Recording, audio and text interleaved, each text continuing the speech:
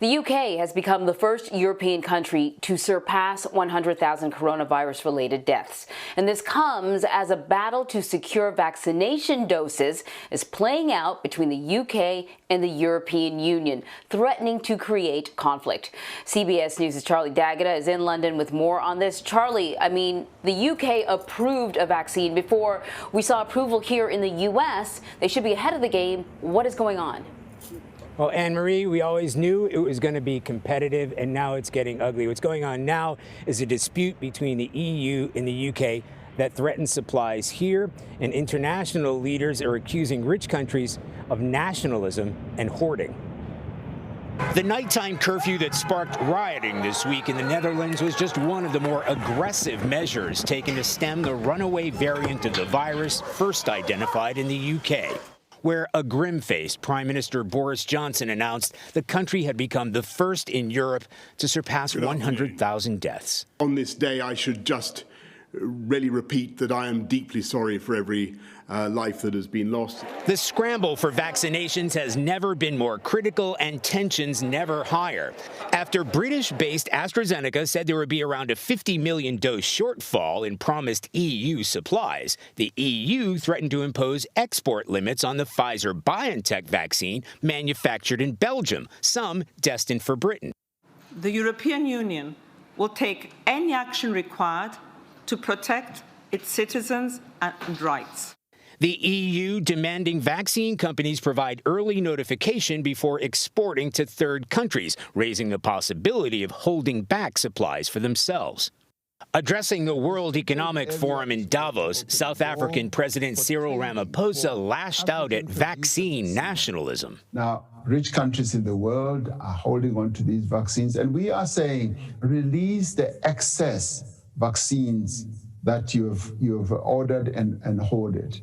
As numbers of cases and deaths continue to climb, vaccine embargoes only threaten to worsen the global pandemic. Now, let's put those numbers in perspective. It took 11 months for the world to reach 50 million cases, just 3 months for that number to double to 100 million cases.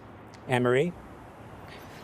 Yeah, those are some startling numbers. I remember, Charlie, way back in the summertime, experts warning about this vaccine nationalism, especially as we started to see wealthier countries invest in vaccine development before they were even on the market, sort of pre-buying them in the hopes that a vaccine that a particular drug company made would actually work.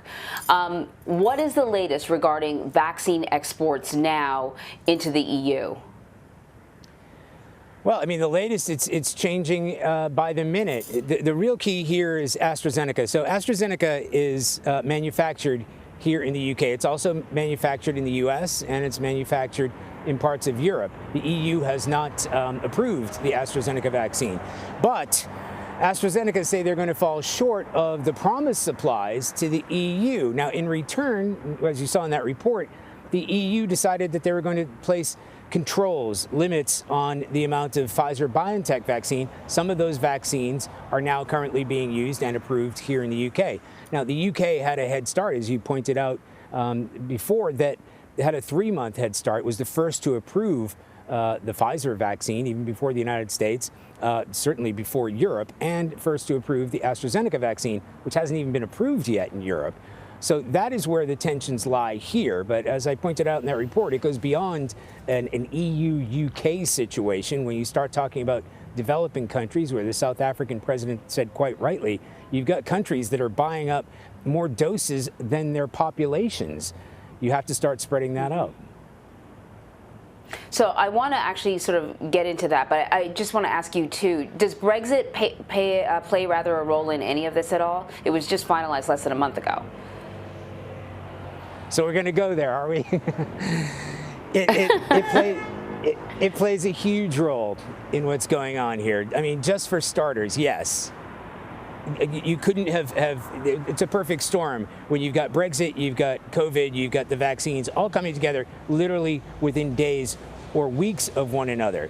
What the UK was able to do, even before they Brexited, if that's a word, they were able to approve unilaterally the Pfizer vaccine, and after that, the AstraZeneca vaccine. which was not approved in Europe, which meant that the UK is now far and away has distributed more vaccines than any other country in Europe. For a time, up until about last week, it was all of Europe combined. So that has played a major factor, a major role. Now, if we're looking at the tea leaves and critics here, they're saying, well, this is Brussels, the EU, doing exactly what the Brexiteers had thought that they would. They're imposing restrictions on something desperately needed, something as sensitive and critical as a COVID vaccine, a coronavirus vaccine exports to the UK. So yes, Brexit very much is at play here. The UK being able to unilaterally make these decisions. Brussels, on the other hand, saying, well, if AstraZeneca can't come up with the goods as they had promised, they're a British-based headquartered company here in Cambridge.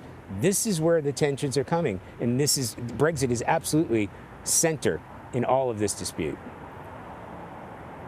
All right, Charlie, we are running out of time, but, you rightly pointed out, so here you have these wealthy countries, arguing over a vaccine and the poorer countries not getting their hands on anywhere near what they need.